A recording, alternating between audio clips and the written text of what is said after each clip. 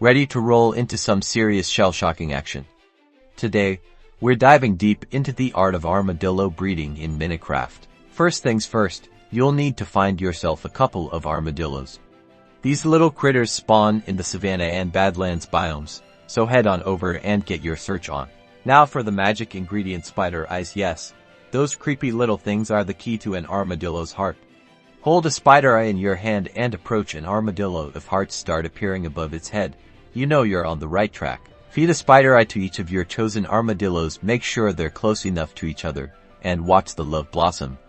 Those hearts mean they're ready to you're well, you know. After a short wait, a tiny baby armadillo will appear.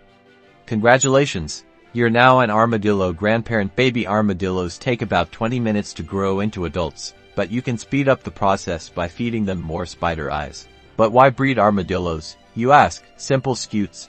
Armadillos drop these handy items which are essential for crafting wolf armor, which helps protect your furry companions during your adventures. So get out there, start breeding, and build up your armadillo army. Protect your wolves and dominate the Minecraft world, one scute at a time.